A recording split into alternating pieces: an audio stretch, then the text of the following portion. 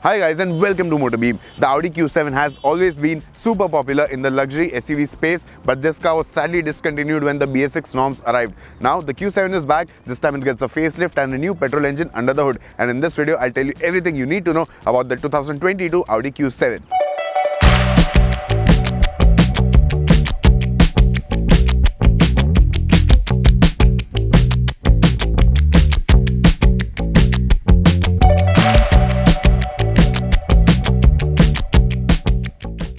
So what has changed on the outside of the new Audi Q7? Well, this time this car gets revised bumpers, a new radiator grille, new matrix LED headlamps, and of course it also gets new LED tail lamps and dynamic swipe indicators. Apart from this, the Q7 also gets a new design for the 19-inch alloy wheels. The design looks rather simple. It could have been more enticing, more exciting for sure.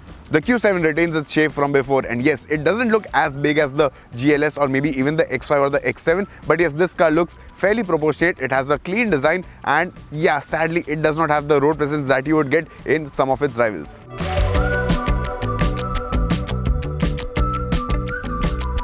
So what has changed on the inside of the new Audi Q7? Well, all these changes are really welcome because the older dashboard used to look quite simple and basic. This one looks futuristic, and this center console, the design of this thing is very similar to that of the Audi e-tron, which is indeed a very good thing. Now on the dashboard you get three massive screens. The first screen is for the climate control function. So this car gets a 4-zone climate control system, 2 for the front passengers, 2 for the rear passengers, which is a very nice feature. You also get this massive infotainment system. The screen is crystal clear, it is very responsive. The user interface has been designed very nicely, and of course complementing this is a Bang & Olufsen 3D surround sound system, which again sounds absolutely bonkers. I mean, I had a blast listening to music on that on my way to office. And apart from that, this car also gets this very nice virtual cockpit, which is basically Audi's digital instrument cluster. Again, it showcases a variety of information about the car, and you can customize it according to your liking as well. Apart from this, the interior of this car gets a dual tone finish. The quality of the materials is very nice and rich, no unnecessary panel gaps, and everything feels very nicely put together.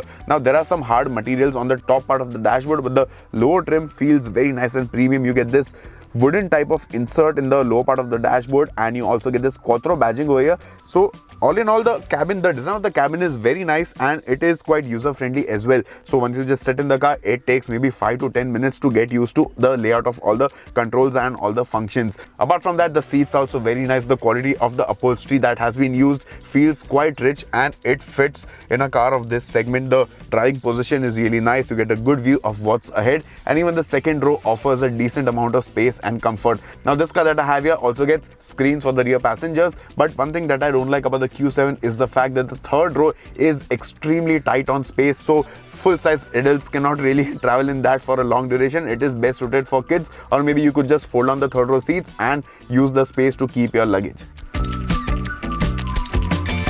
Okay, so the Q7 used to come with a 3-liter diesel engine earlier, and for some time it also got a 2-liter 4-cylinder petrol engine, but of course that petrol engine felt quite underpowered in the car of this segment. But now thankfully this car gets a nice 3-liter V6 petrol engine, making 340 horsepower and 500 Newton meters of torque. Now this engine comes mated to an 8-speed transmission, and 0 to 100 happens in a claimed 5.9 seconds, but we'll test it out in the later part of this video.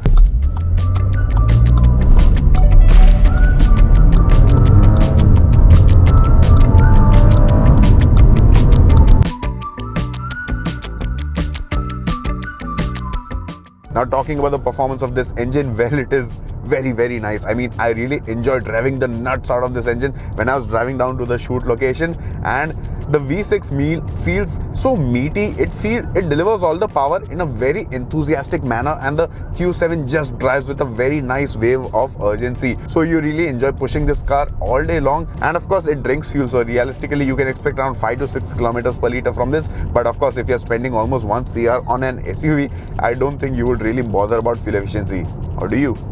Now in terms of refinement also, this engine is silky smooth. Vibrations are very nicely under control. At idle the engine feels dead silent, and it also has this auto start stop feature. So basically you just come to a stop at a signal, the engine turns off so that maybe helps you save few drops of fuel. But of course you can switch off this feature.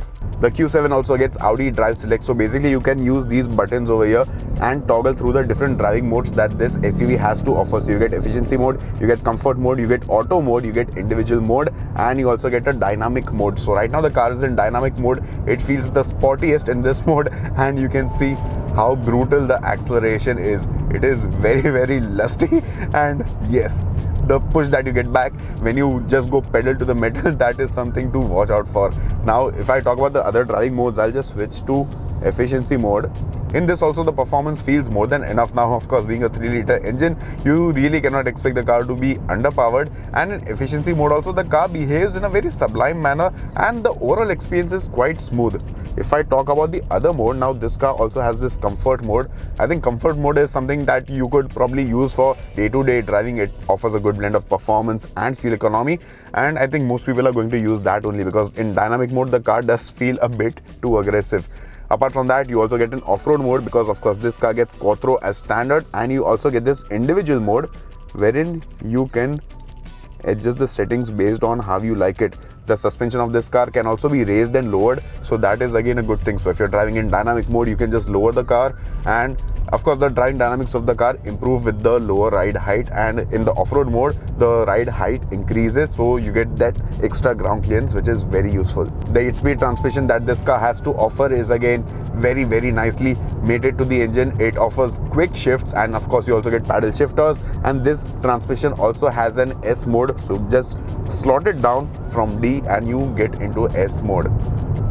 That again makes the Q7 feel more responsive, and yeah, it responds very quickly to throttle inputs. Now the good thing about the Audi Q7 is the fact that it masks speeds so well. I mean, even if you're doing speeds well above the ton, this car doesn't make you feel like that, and it feels very nicely stable, and you know, it feels very confident.